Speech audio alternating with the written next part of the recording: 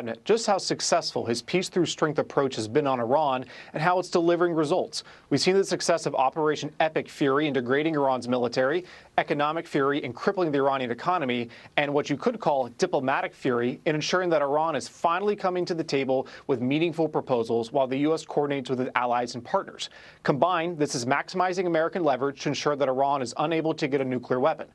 Protests were continuing yesterday at an ICE detention facility in New Jersey. Democrats say the conditions at the Delaney Hall facility in Newark are bad. But Border Czar Tom Homan says that's not true and says Democrats have no message. They have no message. So I'll say it again. Go to ice.gov and look at ICE's detention standards. The highest detention standards in the industry, better than any state prison, county jail, or federal lockup. Highest detention standards in the industry.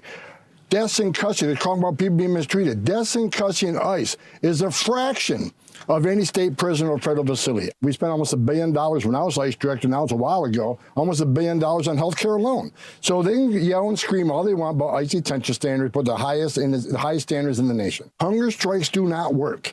So they can put themselves in a position where they're not eating, but it's not going to cause them to be released. We are going to continue to arrest people.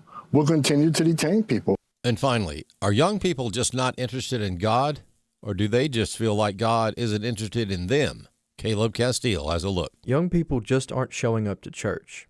That's a phrase that often echoes through meeting rooms, conference calls, and sanctuaries of churches all around America. However, one man has set out to prove that it's not young people being disinterested in God. It's actually quite the opposite. Founder and CEO of Church Answers, Tom Rainier, wrote a book titled The Anxious Generation Goes to Church. On the Stand Radio, he gives a personal testimony about an encounter he had with a young person while having lunch with his son. It was a Gen Zer that took our order, and I just casually said, "Hey, where are you from?" He told me where he's from. I said, "Do you have a church home?" "No." And then he said, "I really would like to go. No one's invited me." Really? That was in 15 seconds, Jeff. Rainier stated that 8 out of 10 Gen Zers say that if there was a personal connection, such as going with somebody to church, that they would go. However, he also says that only 1 out of 20 church members even mention inviting somebody to church over the course of a year. He gets into another personal story when interacting with members of his own church. I was in a leading community group, and I asked everyone how often they shared the gospel. So I'm not trying to put you on the spot. There were only 2 people in the group that shared the gospel, me and my wife, ever. And many of them were long-term Christians. This serves as a reminder that it's not the young generation turning away from God in favor of things of the world. Some people feel as if the church is a closed door that they aren't welcomed in. Maybe all they need is for somebody to open the door. For American Family News, I'm Rusty Pugh. As we watch world events unfold and fulfill Scripture, it's hard to believe anyone could doubt God and His Word are real. And yet there are so many who either question or completely refuse to believe it.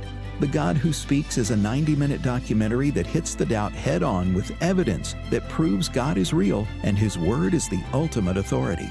Watch it anytime and invite others to watch with you. Just visit stream.afa.net. That's stream.afa.net.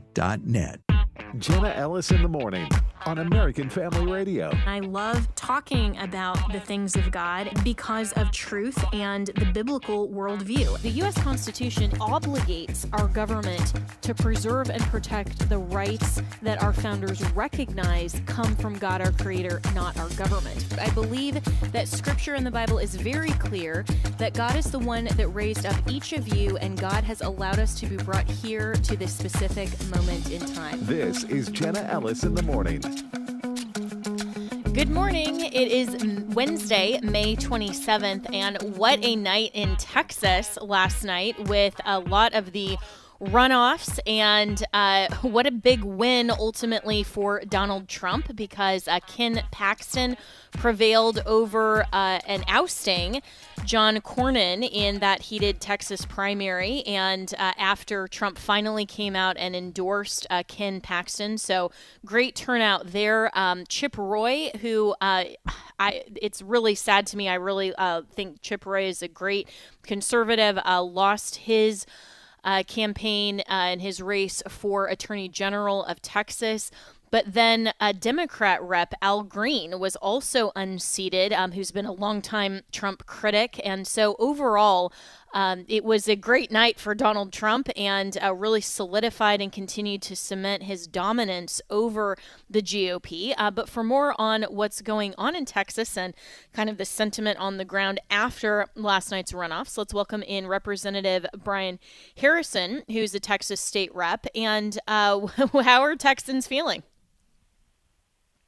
Good morning, Jenna. Always great to talk with you. It's a beautiful morning here in the Lone Star State, and I'll tell you, Jenna, it is impossible to overstate the state of play here. It was a absolutely massive victory for the conservative grassroots in the state of Texas. The establishment got absolutely crushed. Just a landslide victory for Attorney General Ken Paxton, approximately 30-point victory over a 4-term incumbent who massively outspent Attorney General Paxton. I mean, on paper, Senator Cornyn should have been able to put this race to bed a long time ago, but not only was he not able to do that, the conservative grassroots turned out in droves, aided in the last week by President Trump and his support to oust a 4-term incumbent senator. And I think that one of the main points I want to communicate to folks about this, because of the political class, the smart set, the conventional wisdom,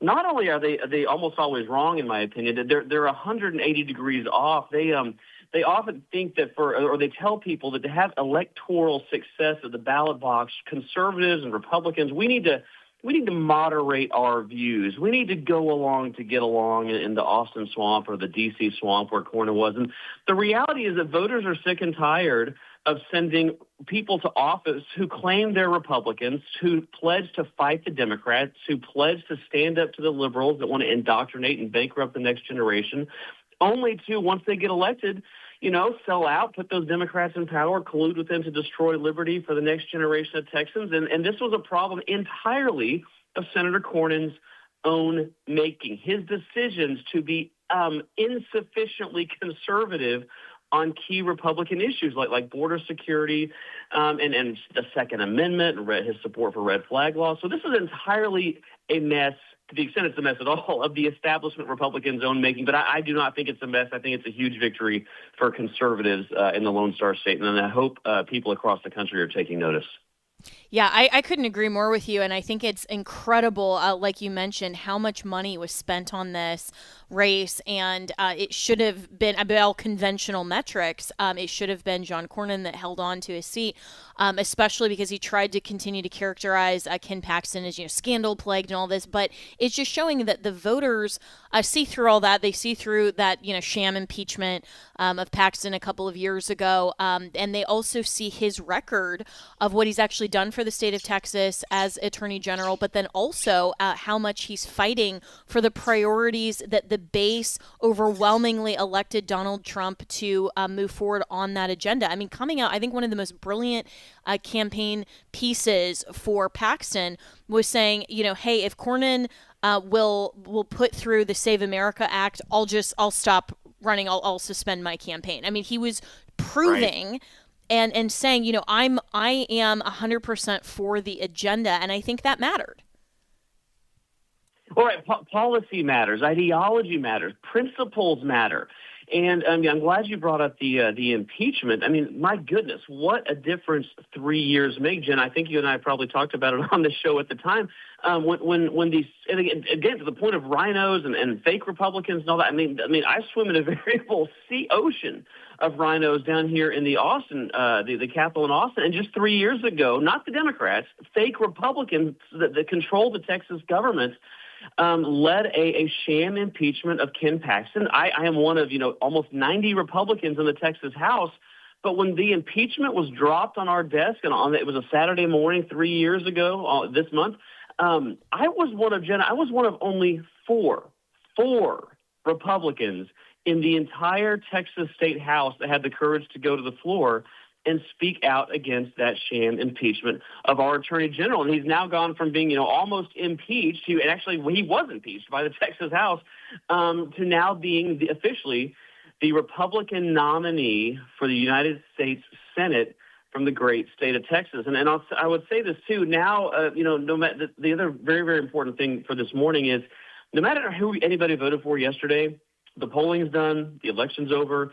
We've got to now reunite and train our fire on the Democrats. And one thing that is very important to point out is that this Democrat, James Tallarico, the Democrat nominee for U.S. Senate, I have either the pleasure or the misfortune, however you want to look at it, of serving with him for years in the Texas State House. There has never been a more liberal, radical, progressive, Marxist run for office statewide in the state of Texas than James Tallarico. But I think to tie into the theme here, Jenna, one of the biggest, the most scandalous, but also most underreported aspects of the James Tallarico story, the guy who believes that there are 6 genders, that we should roll out the red carpet for illegal aliens. I mean, James Tallarico believes that after 2,000 years of Christendom, he alone has discovered the true narrative of the biblical story of Joseph and Mary, and that was to promote elective abortions. I'm not making this up. That's how radical James, God is non-binary, Tallarico is. But James Tallarico didn't just come up through the ranks of the Democrat Party in the state of Texas. No. He was elevated, promoted, and platformed and aided in his rise to national prominence by the fake Republicans that control the Texas House of Representatives. He actually supported and helped elect our so-called Republican speaker, a guy named Dustin Burrows. James Tallarico put Dustin Burrows in power, and then our fake Republican speaker turned around, put James Tallarico in leadership, made him vice chairman of 2 of our most powerful committees, including education-related committees, and aided him in his rise to national prominence. And I think, while that's bad, I think the silver lining, and last night is a testament to this, the voters are having their eyes opened like never before to the corruption at the hands, not just of Democrats, but people who call themselves Republicans only to turn around and weaponize the power of government against our children, against our values, against conservative ideologies. And I think Ken Paxton's victory last night was just a massive testament to voters saying, we're sick and tired of being sold out. We want somebody who has a proven track record of fighting for the things that we believe in, to make sure that our children and grandchildren can inherit a state and a nation that prioritizes individual liberty and freedom and small government. Yeah, it's so well said. And I really hope that somebody, as Representative Brandon Gill said on X last night, I hope that somebody asks James Tallarico, now that the Senate race is set, please tell us in 2026, what are the other 4 genders besides male and female? And can you please describe that? I mean, like, somebody follow up on all of this ridiculous nonsense. And I don't think that he has, any chance, hopefully, in Texas of prevailing, especially with this kind of momentum with Ken Paxton. And that would just be a giant upset. And so I think that, Texas is on really solid ground there. But let's also talk about Chip Roy's loss, because this came, interestingly, he loses this runoff for Texas Attorney General to a MAGA challenger. And so this was, in a sense, kind of typified by, because he was one that, like Bob Good, who Trump went after, of course, and unseated. He was also one that supported DeSantis in the primary. Do you attribute that loss mainly to the lack of loyalty to Donald Trump, or, what was kind of the feeling on the ground in Texas? Well, no, the dynamic on this one is actually quite different. I mean, very different than the Cornyn-Paxton race. I had in the Attorney General race, I actually had the fortune of having 2 personal friends running for that seat. I consider Chip Roy a friend. I have fought with Chip on numerous conservative policy issues over the years. And then my friend Mays Middleton, who I've served in the trenches of Tex Ledge with and have fought numerous conservative battles with Mays Middleton, standing up against the liberal establishment in Texas. I mean, one of the first things that, Mays and I fought together on right after I got elected, I had been, the President Trump's chief of staff at HHS in the aftermath of COVID and get elected in Texas, only to find out that the Republican government in Texas still had COVID vaccine mandates. And Mays Middleton and I stood up to that. I mean, within hours, of getting elected, I filed a legislation to end COVID vaccine mandates in Texas. I couldn't believe that the Texas government was still supporting COVID vaccine mandates. And the medical lobby and the biggest, most powerful, wealthiest, entrenched special interests in the Austin Swamp stood up against us. And Mays held the line, and I was proud to partner with him on efforts like medical freedom here in Texas. So the AG race is a very different thing than the Attorney General race. The Attorney General race was a higher profile race. It was classic, clear-cut, conservative, establishment, enthusiasm, momentum versus establishment money, huge money coming in from all over the place for John Cornyn, the liberal establishment, whatever. The Attorney General race was two people who legitimately had proven conservative records battling against each other. And so when Mays, long before Chip ever got in the race, Mays called me, told me he was running, and I was proud to have endorsed him in that race. And Texas does have, again, we had two conservative choices there. And I think in Mays' victory, I'm quite confident Texas is going to have a strong, bold movement, conservative, continue running the office of the Attorney General here in the state of Texas. See, and I'm really glad, Brian Harrison, that you come on to kind of clarify that, because that's, of course, the narrative in Politico. That was the headline that I read. Chip Roy loses runoff for Texas Attorney General to MAGA challenger, says Senator Mays Middleton won after casting Roy as insufficiently loyal to the president. It proves that fealty to President Donald Trump continues to be a defining issue for Republican primary voters. I think overall, that issue and fealty to Trump is a defining issue for Republican primary voters, but there's more to the story than just casting Chip Roy as insufficiently loyal, because I think, his one endorsement of DeSantis aside, which a lot of strong conservatives supported DeSantis, myself included. He has been completely loyal to the agenda, to the MAGA movement, to, getting everything done in Congress that he possibly can, voting the right way. So, I don't think that's necessarily a fair characterization. So I'm glad that you're shedding light on that. In just the last 60 seconds or so, talk about Al Green losing his seat. This was one I was really happy to see, frankly. Well, look, that was a result of us taking up a midterm redistricting effort last year, which the Democrats broke quorum to try and stop. And by the way, I should note, speaking of establishment rhinos, the Democrats who broke quorum have still never been punished. They still chair committees. They still running this show down here in the Texas House. But it was a big victory. We did add 5 new Republican seats to the map, and we drew successfully Al Green. One of the results of that effort is he will not be going back to Congress, an objective win for the people of Texas. So yeah, that was a big victory. And yes, I think to your point, to just tie this all up, principles matter. Voters need to be put forward, the protection, and we need to have elected officials that will demonstrate a willingness to stand up to the establishment and a willingness to fight, even if it means fighting within their own party for the future of our state and of our country, for limited government, for freedom, for secure borders, spending cuts. And I think last night is just objectively good. There's just a whole lot of good coming out of last night. And I hope enthusiasm and momentum as we head into November, because Texas is not often talked about as a battleground state, but Texas is, I believe, the crown jewel of the left's plans to destroy our country. And so we've got to come together and make sure the radical Democrats like Tallarico get defeated in November. Amen. Amen. Well, thanks for holding the line, Brian Harrison. Great to talk with you this morning. You can follow him on X at Brian E. Harrison. And we got to keep praying for the midterms. So we'll be right back with more.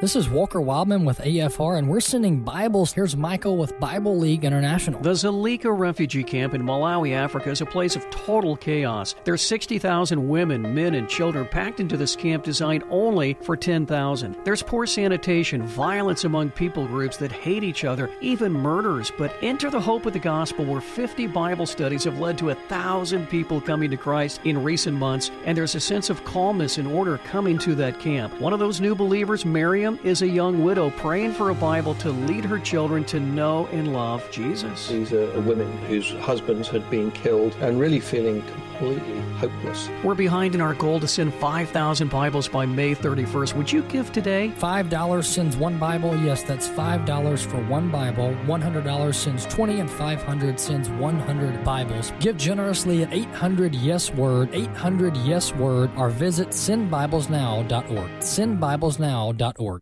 Okay, here's an assignment for you, if you will. I want you to take some time and think about a getaway that gives you a chance to get together with other people of faith, deepen your walk with God, and make new friends, all while enjoying the Creation Museum and the Ark Encounter in Kentucky. I'm talking about joining AFA at the Ark October 29th and 30th.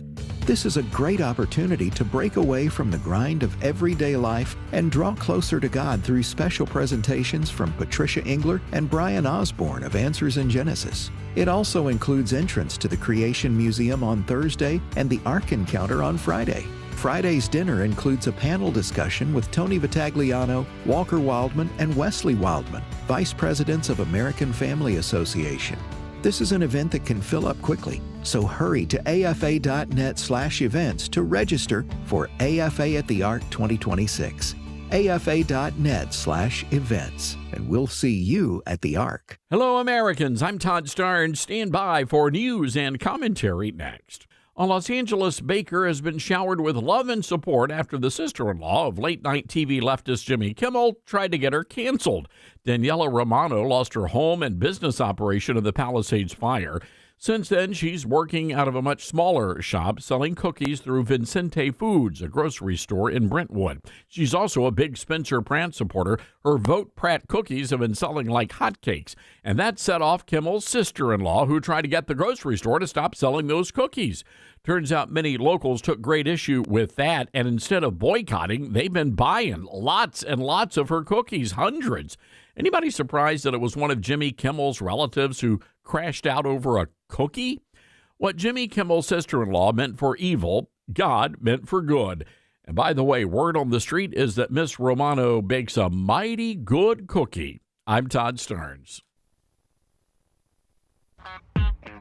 Welcome back to Jenna Ellis in the Morning on American Family Radio. Welcome back. Well, staying with news in Texas, you may have heard that a man has been accused of secretly giving his pregnant girlfriend an abortion drug and causing the death of his unborn child. This is just so horrific. So this coming from WJAR 10 in Texas. The 25-year-old Texas man was accused of secretly giving his pregnant girlfriend an abortion-inducing drug without her knowledge or consent, resulting in the death of her unborn baby. So a grand jury indicted him on charges of performance of an abortion and injury to a child, which are both first-degree felonies, according to the Montgomery County District Attorney's office. And prosecutors said he allegedly administered the substance or medication to the woman who wasn't identified in February of 2026 without her knowing, and that caused the death of the child. And so a couple of things here, because first, if the woman had consented and this had been her choice, then according to the law, then currently in the state of Texas, this would have just been fine, right? And what the liberals are arguing for overall, this just would have been her choice. This would have been fine to perform that abortion, and even though it resulted in the death of the child, that's the woman's choice, right? But because it was without her consent, then suddenly, this man is being charged, not interestingly, with murder, which is what I originally thought he was charged with, but he was just charged with performance of an abortion and injury to a child. They're still first-degree felonies. But this is where, the law has to manipulate itself into a pretzel if we're not consistent with valuing life and saying that life doesn't turn on the choice of the mother or the consent of the mother, but ultimately the inherent dignity and value of the human baby. So let's welcome in Frank Pavone, who's founder of Priests for Life. And Frank, this is just a horrifically tragic situation, but I think, a lot of lessons that we can learn from this in terms of advocating for the law to be more clear and to recognize that regardless of who consents and who doesn't, I mean, obviously this man should be charged, absolutely, but it should not be that if the woman consented and chose to do this, then that would be fine in the eyes of the law. I mean, I see that as completely unprincipled. That's right. Well, thanks for having me on about this. It shows the absurdity of any legality of abortion. We can go back some decades, look over the last several decades of the abortion fight, and we saw about 25 years ago the beginning of a movement to say in the law that, if an unborn child is killed by any other means than abortion, let's recognize that as as a loss of human life, whether homicide or, depending on the circumstances, murder, et cetera. And we do, in fact, see a lot of state laws that say that. And then President George W. Bush, during his presidency, signed into law the Unborn Victims of Violence Act. And that recognizes that nationwide. So we've begun to restore some kind of sanity, but the enduring insanity and the cognitive dissonance that we have to keep pressing, as you are doing with this commentary, is, hey, everybody, it's the same child and it's the same destruction of that child. How can that ever be okay? So let's begin. Let's keep the ball is moving, and I think people are becoming more and more aware of the cognitive dissonance. But let's keep pushing that forward. Let's keep stressing that. Let's keep bringing that out. Because I've seen in a lot of conversations with people on abortion, that really makes them think. It's like, yeah, how come, I use this example, this hypothetical, which is not so hypothetical, really. A woman is in a car on her way to the abortion clinic, right? Baby's in her womb, scheduled to be killed. And a drunk driver hits her car on the way there. And the baby gets killed as a result of the driving crash. That drunk driver can be charged in most places around the country with the death of that unborn child.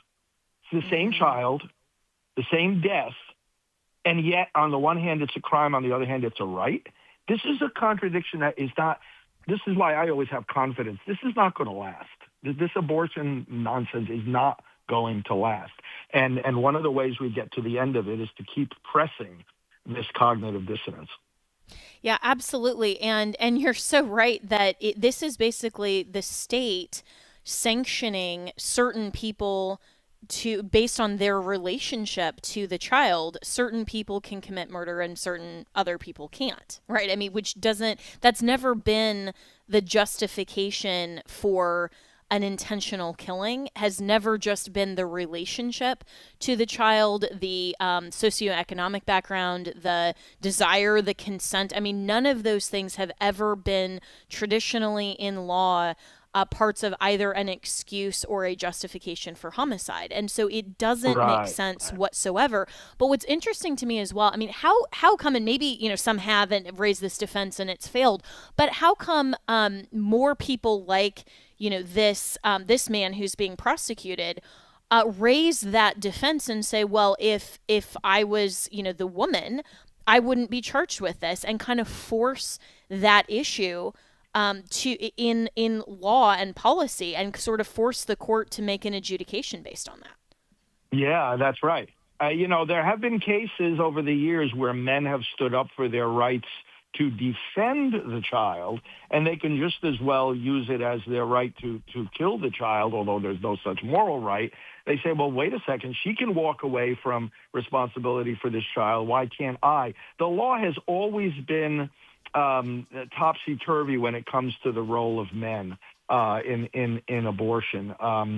Going way back, again, this was in the 90s, there was a case that came out of New Jersey of a man who actually went to the abortion clinic and peacefully intervened physically to stop his child from being killed in there.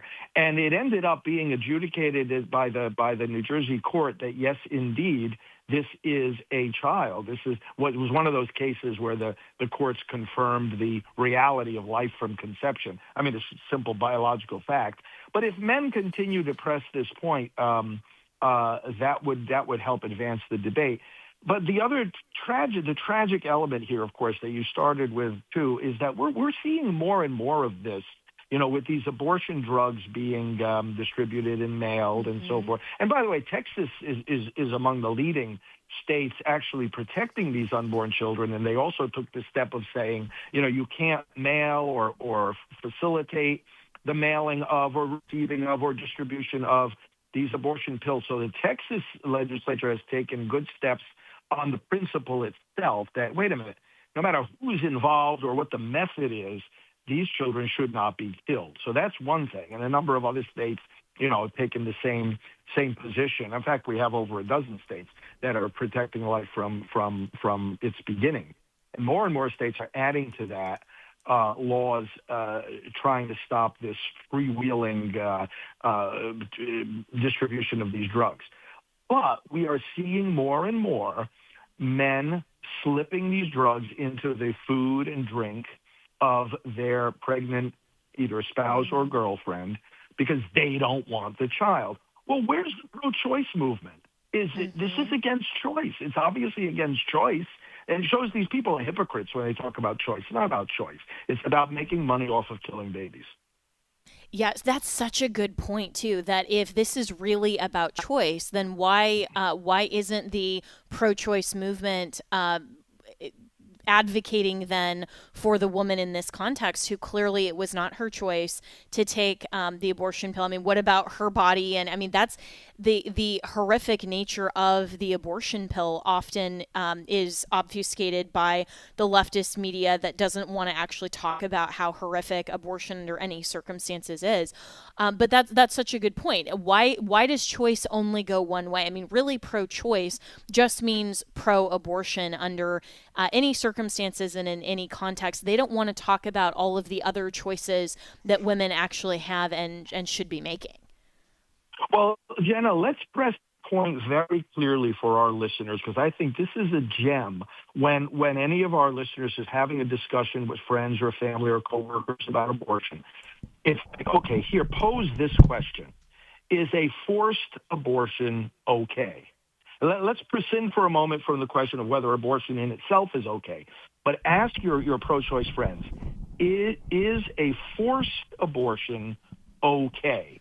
Is it all right for a woman to have an abortion against her will? Now, if you have a person who is sincerely concerned about women and about choice and about freedom, they're going to say, of course not. Of course it's not okay for her to be pressured into, forced into. And, of course, we're talking about a spectrum, right? There are different degrees of pressure, different degrees of coercion. But if you take that whole spectrum and you pose, now let's look at realistically what the situation is, because there's research on this. One of my friends and colleagues in the movement by the name of Dr. David Reardon, and he's been doing this for many decades, released one of his recent studies saying that if you ask women who have abortions and have had abortions, was this against your will or not? Is this what you really wanted to do? 60% say no. Now, let that sink in, everybody, because we can bring this up in discussions about this issue. If 60% of women are saying to one degree or another, I was pressured to act against my better judgment, against my will, against my choice in having that abortion, how is that freedom? How is that pro-choice? How is that right?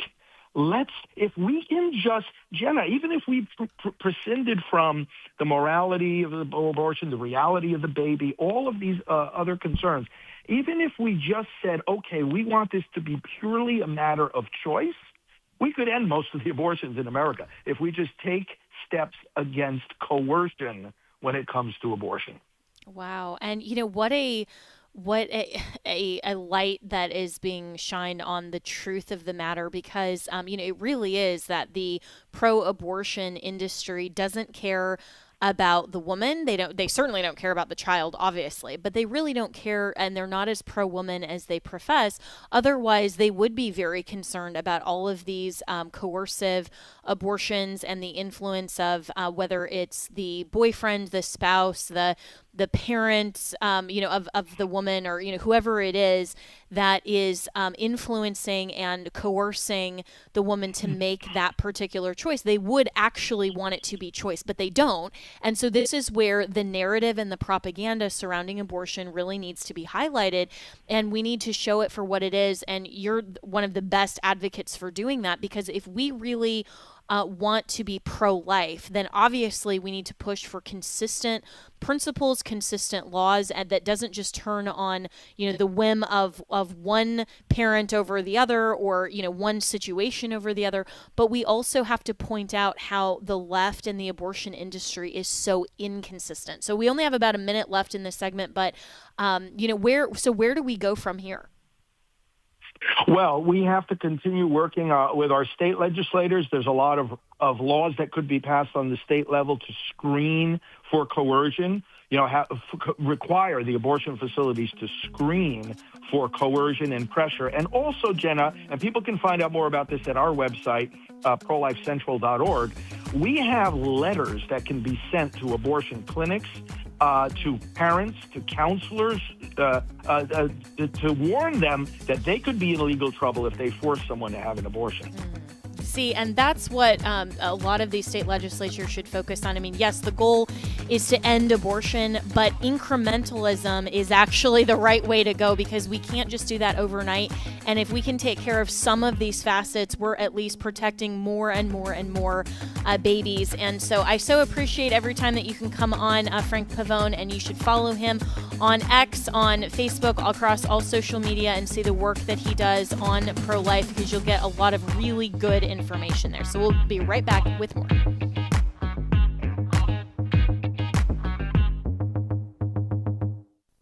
Exploring Missions with Pastors Bert and Nathan Harper. When I became a Christian believer, I felt that God was calling me to go to North India as a witness. We focus on the most vulnerable in the Metro Atlanta area. Operation Care International is started in Dallas, and now we have partnered with 52 countries. Exploring Missions explores missions. Find it on the podcast page at afr.net. Hello, I'm Sam Rohr, president of the American Pastors Network, a growing national network of pastors committed to the authority of Scripture and preaching the whole counsel of God. We believe biblical obedience is the foundation for revival, and impacting our culture for Christ is our duty. For too long, the pulpits of America have been silent on the important issues such as marriage and family and assault on our liberty. Join us in the battle for truth on Stand in the Gap weekend, Sunday evenings at 6 p.m. on American Family Radio, and visit us at AmericanPastorsNetwork.org. God created man in his own image. In the image of God, he created him male and female. He created them. My name is Abraham Hamilton III, and this is the Hamilton Minute. Texas Children's Hospital in Houston has agreed to stop administering puberty blockers to children, pay $10 million in penalties, and open the first detransition clinic in the nation after a sweeping probe by the U.S. Department of Justice and the state of Texas. This conclusion follows the courageous whistleblowing efforts of Dr. Ethan Heim, who revealed the hospital was performing transition services in violation of the law. Under this agreement, Texas Children's will establish the first ever multidisciplinary clinic designed to provide medical care to patients who'd previously been subjected to transition procedures. Listen each weekday from 5 to 6 p.m. Central for the Hamilton Corner with Abraham Hamilton III, public policy analyst for the American Family Association.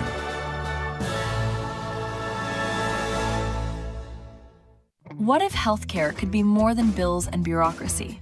What if it could reflect faith, foster community, and offer spiritual support? At Redeem HealthShare Ministry, the mission goes beyond medical bills.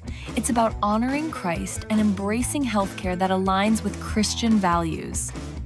Redeem members share medical expenses through monthly contributions, supporting one another in a Christ-centered community. It's not insurance, it's believers helping believers through financial support and prayer. And Redeem HealthShare provides freedom for members to select the doctors, hospitals, and treatments that are right for them. No networks, no restrictions, just faith-driven care. From everyday checkups to unexpected medical emergencies, Redeem offers flexible programs and encouragement rooted in Scripture. Because your healthcare should reflect your faith, not compromise it. More at redeemhealthshare.org. Welcome back to Jenna Ellis in the Morning on American Family Radio.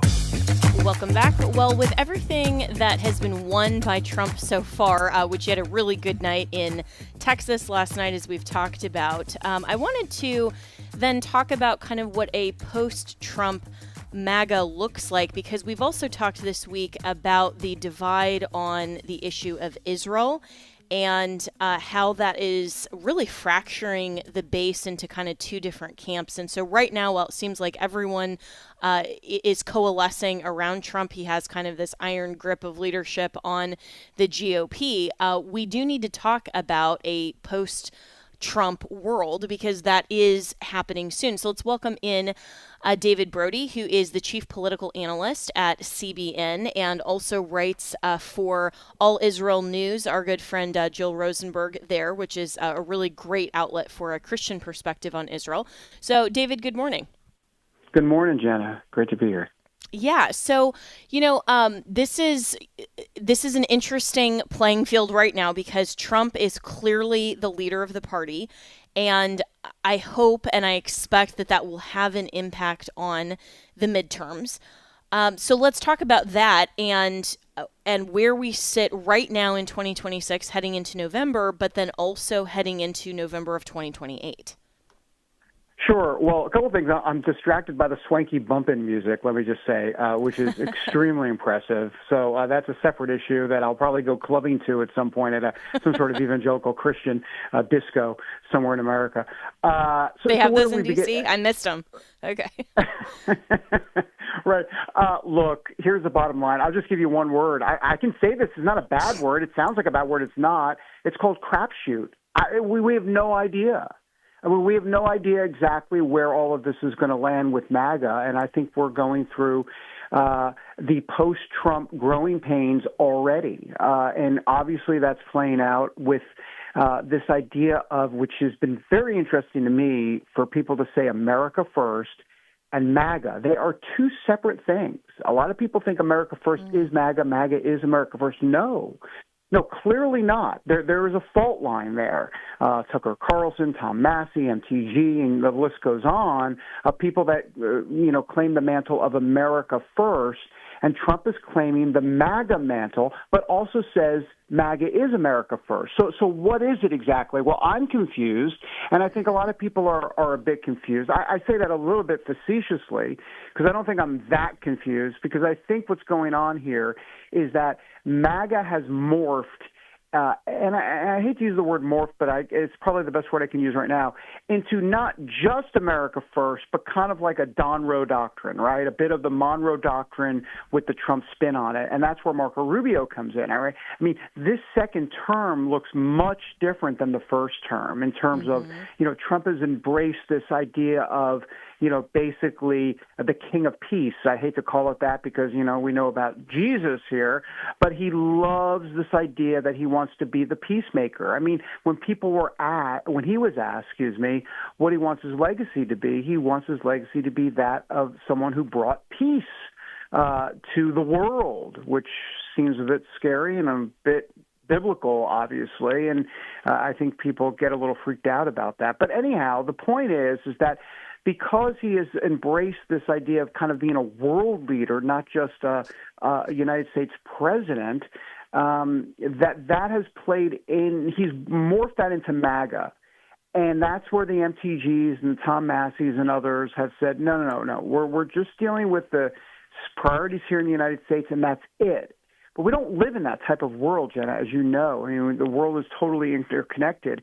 And so I think that's kind of the schism, and obviously Israel is the proxy fight to all of it. And that's where the anti-Semitism comes in. So, I mean, I could talk for a long time about, where we go on this. I will say this, and I've said this all along, and I said it, I'm saying this with a smile on my face.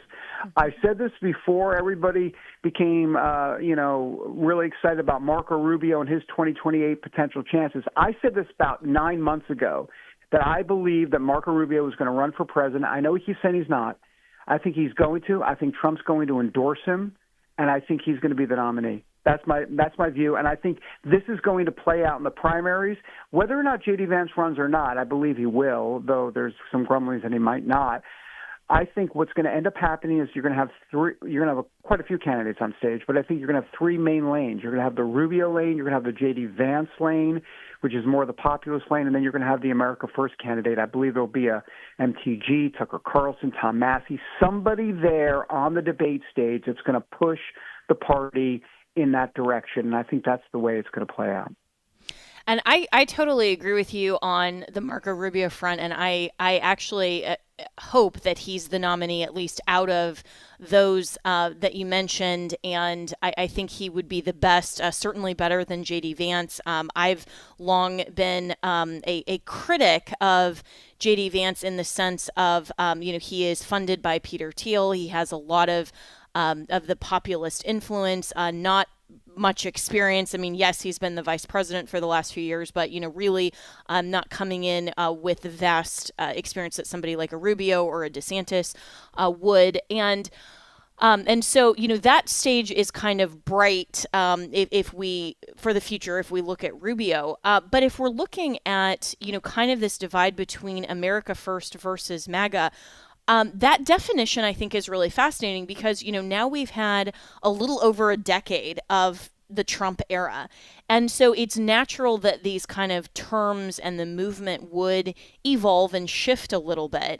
But the definition of America First basically being America only and sort of separate from the MAGA view, which is a little more all-encompassing, I think is interesting because, I would characterize my own view and conservatism as a whole as being not MAGA, which I would define as just Trump. Whatever Trump wants, Trump gets, and everybody falls in line behind Trump. And I wouldn't define conservatism certainly as that, because that's not the principled view, that's the populist view.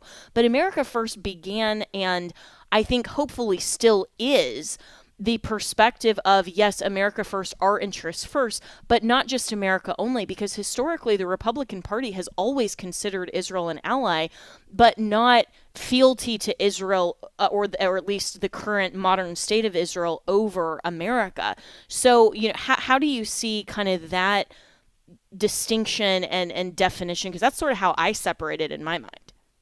Yeah, it's such a great point. And, it's funny because I went with like the typical narrative of the fact that Tucker Carlson and Massey and MTG are America First because that's what they call themselves. But the truth of the matter is what you said, which is they're not really America First at all. They're America only. And MAGA is America First.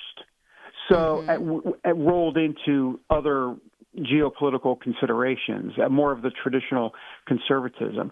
So that's actually the better description of it. It really is America First versus America only, or MAGA versus America only, if you look at it that way. Dare I date myself and go back to the trilogy of Star Wars? But I'm 61, so I can kind of go there. And hey, The Mandalorian just came out, so you're you're right in line with what's popular.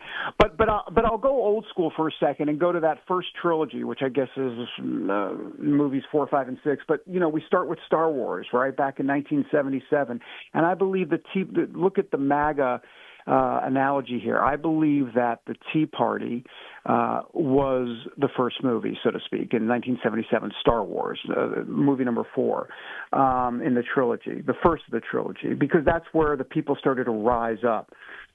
You can actually make the case that Sarah Palin in 2008, 2 years before that, was the prequel, if you will. And then you go into MAGA. And MAGA is an extension of the Tea Party, and that's The Empire Strikes Back, right? That second of the trilogy. And now where are we going with MAGA? What is the return of the Jedi? I've never believed that Trump – I know Trump is the star and everybody, and he knows he's the star and everything, but I've never thought he has been the main player all along in the whole tapestry of MAGA. I believe that he is the second part, the second movie of the trilogy, if you will, The Empire Strikes Back. And here's Trump, definitely the liberals would say in the role of Darth Vader, for sure. And quite frankly, some Republicans would call him Darth Vader too. But now we're moving into, to your question, which is where does MAGA go from here? We're moving into the third sequel, The Return of the Jedi. What does MAGA become now? And I think that's where I believe what's going to end up happening is I think we're going to see a split the difference situation. In other words, we're not going to go full-on America only. We're not going to go full-on populist or anything like that, because you need a person that can actually usher that in. And I don't think that person is there that has the charisma that can bring people and a movement with them. So therefore, I think we do a rebalance here in the third trilogy, which is that middle ground. That's where the Marco Rubio comes in. Mm-hmm. That's where someone, and I'm not suggesting Ron DeSantis is going to be the nominee, but someone like a Ron DeSantis, someone that can split the difference between having populist streaks, but also being, I'm not going to call it establishment at all, but more of a mainline, mainstream conservative, and bringing the party back to its roots and splitting the difference, because I don't think the party will ever be what it was, but I also don't think that populism is the way forward for the Republican Party, full-on populism. I think it's going to be somewhere in the middle, and I think that's the third trilogy. Yeah, and I think it's a brilliant analogy, and I agree with you that somebody like a Marco Rubio or a Ron DeSantis would be the perfect standard bearer for that type of moving forward with, kind of calling back to our roots, not establishment, but someone who is established long enough, at least in their political tenure, in their principles, in understanding how America works and how government works, and has that track record that we know isn't going to go full on populist, and also doesn't, nobody is going to have the character and charisma and the merchantainment sort of qualities that Trump has, which I think is a good thing. And I hope that we get away from that kind of just fealty to personality, kind of cultish behavior moving forward in the party, because we really need to return to some basic principles. And so, somebody like a Rubio could have all of those pieces cohesively together, because let's not forget, he ran in 2016 against Donald Trump, and a lot of people, I have several really solid Christian friends who he was their first choice back in 2016, so they'd be delighted if he actually ran and was the nominee in 2028. So we're kind of potentially coming sort of full circle of saying, we needed to have a restructuring of the party and getting rid of, kind of the establishment do nothing GOP. That this is some of the good that's happening, like getting rid of, some of these establishment GOP figures. I wish that Trump would actually go after more of them, like, the Lindsey Grahams of the world. But, there's at least a few that are being rooted out of the party. We're beyond the, Mitt Romney and Paul Ryan's, being the nominees or being the Speaker of the House and kind of that thorn of leadership. But then still moving forward into not just a completely populist bent, because the conservative wing and hopefully the evangelical Christians are not going to go along with the populist route after Trump. And that, I think, is the key.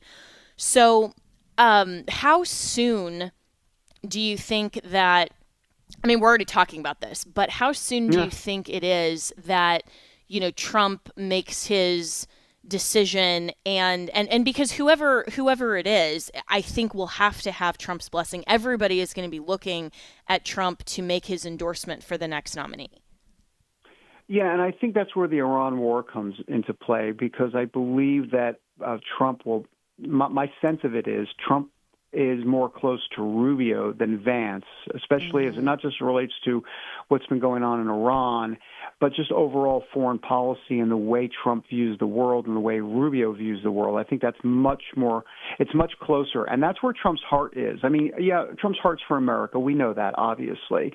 But his heart has been always to kind of bring peace to other countries and make sure America at the same time is great again. And because of that, I think that's where Rubio and him align more. So therefore, to answer your question, I think it'll be Trump that endorses Rubio, but I think it'll take some time. And I think Trump loves the apprentice game, and he loves to it's kind of like a political Hunger Games, let them fight it out a little bit. And then Trump loves to come in as kingmaker. He kind of did that with Cornyn and Paxton, we saw here at the last moment.